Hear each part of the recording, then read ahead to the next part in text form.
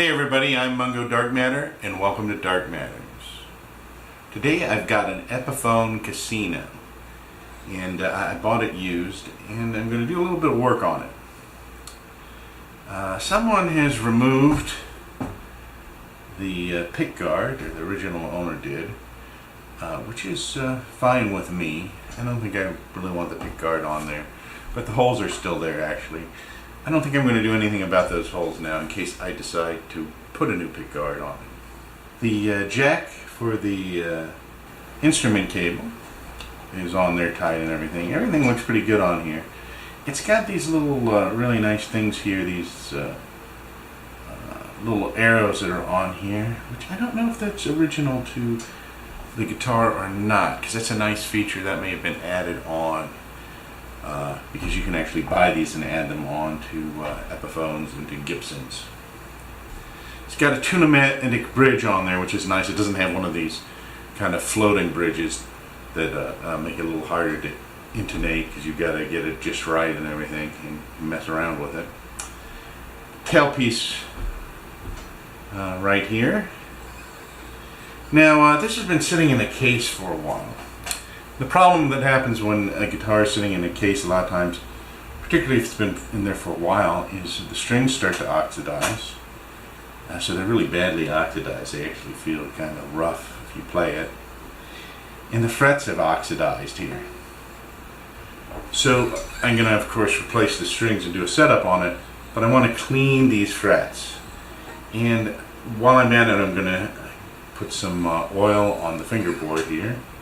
Looks like it's a rosewood fingerboard.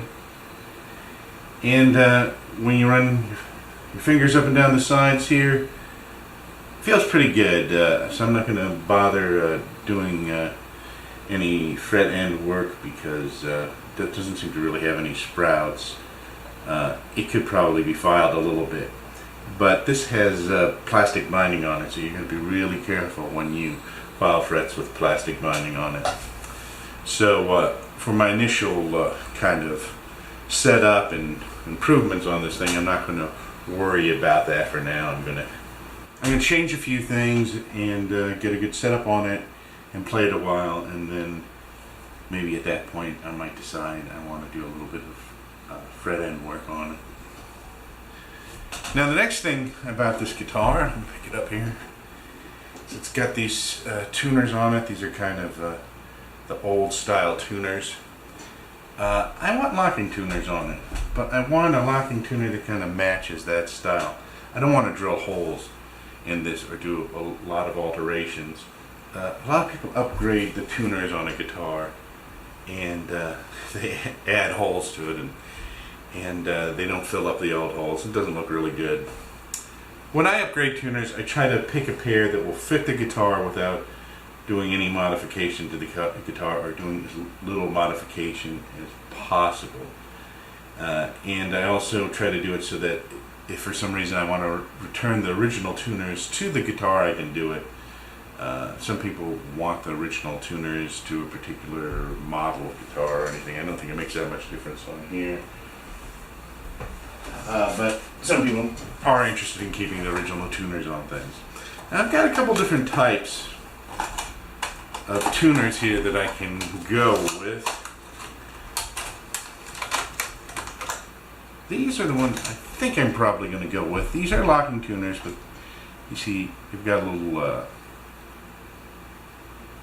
screw slot on the top there, and they kind of tune down on the top as opposed to having a knob on the back.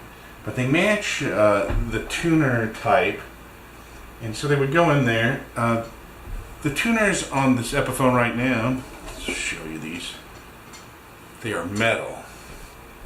The knobs on them are metal. These are kind of plastic, marbly looking plastic, so they look kind of like old style tuners. It's a nice look to them. I think they'll go right in here. Now, the other problem that I have with these tuners is, if you look right here, there's a kind of a cuff around the tuner that's actually stuck into this type of guitar. Now, I have some of these in this bag right here that will probably fit right in there. But since these are already in and they're already in pretty good shape, I'll probably just use the bushings that are in there. Now the other alternative I have are these tuners. These tuners have the back knobs on them that turn. And actually, it looks like these need bushings as well, but I don't see any bushings in with these. Which is a bit... oh, here they are right here, right in front of me. So these also have bushings on them. I think I like these with the things on the back a little bit better, actually. Actually did not expect these to have the bushings with them. I expected them to be the type that had like the nut on the top, a more modern type. But they are not. So anyway, these are Klusen tuners right here, and these other ones are go-to. So I think I'm going to go with the Klusen tuners and update these tuners right here on the top of the guitar. Do a cleanup thing on the whole guitar and just see how that all works out.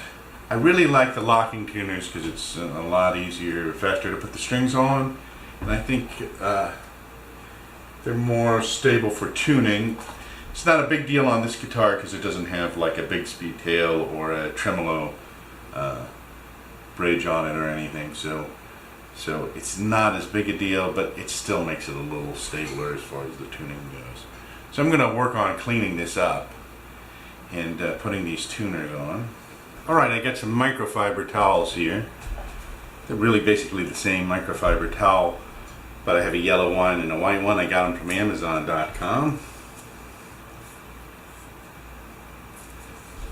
Just a regular cleaning cloth. And I like to have the two colors to kind of separate the two cloths, because I'm going to use one for oiling the fretboard and one for using this cleaner on the guitar. And I use Music No Bad guitar detailer. A lot of people use lighter fluid to clean a lot of guitar things. There's also another name for it, but it's basically lighter fluid. But this is non-toxic right here. And it seems to work pretty well.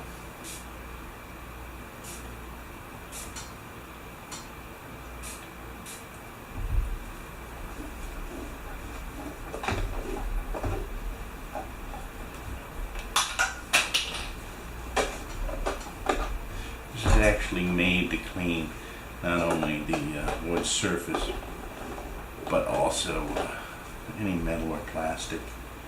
It's kind of a general purpose guitar cleaner detailer. Naphtha is the name of the solvent a lot of luthiers and guitar techs use to clean off a guitar. It's supposed to be very good. Like I said, this stuff is supposed to be non-toxic. And so that's why I use it. And once again, that's Music Nomad guitar detailer. It says it cleans, shines, protects, removes fingerprints, dust, and spots. Silicone and wax free. Alright, I just undid the screws on this tuner here. Took it off. And it appears to be a pretty much perfect fit right there.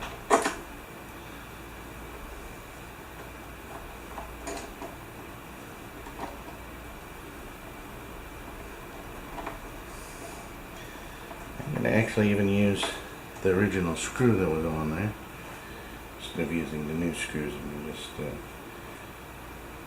put as much as I can.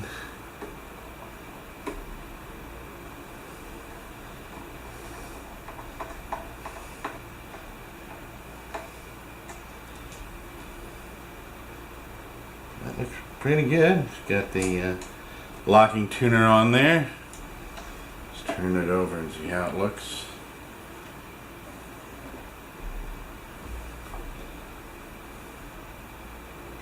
Yeah, that seems to be fine on there.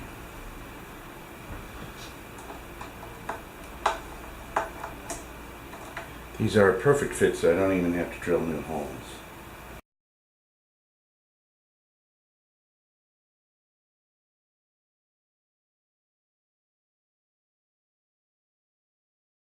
Alright, so that looks really nice there. The new tuner is on the Casino here. Here's a, this is to kind of guard the fretboard while you're polishing the fret. And these are actually made by Music Nomad, but I have some other ones that don't actually have this handle. The nice feature of these is that it has a handle on it. They also make a polish for it. Music Nomad does. It's called Fret Polish. And they have a little cloth with it. Now you can actually get some what are called fret erasers. They're just like an eraser that you can go across with these, and you can use a fret guard on them, or you can tape down the fretboard around the frets, which takes a little bit longer. So this is the first time I've used this stuff, so give it a try here. See how well it works.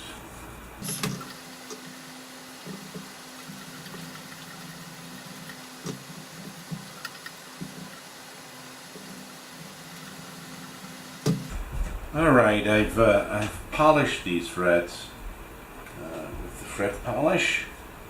I don't really know that I like this as well as the fret erasers yet, particularly on a guitar that has had this much tarnish on it. I think the fret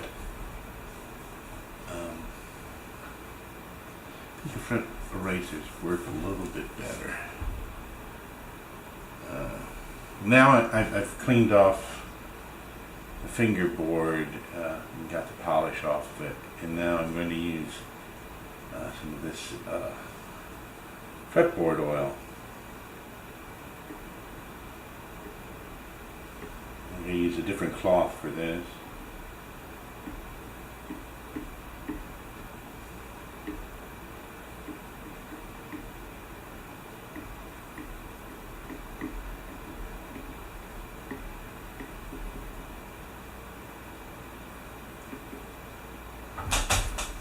And I'm going to just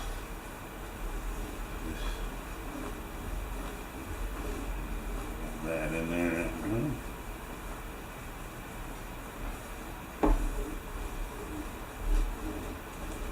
The fretboard oiled nicely.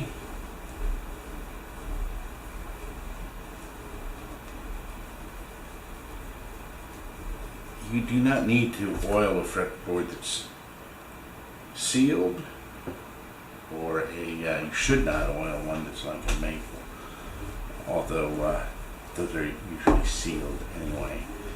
For something like rosewood or ebony, you would use some sort of fretboard oil to get the moisture back in there, particularly if you use naphtha to clean the fretboard and the fret.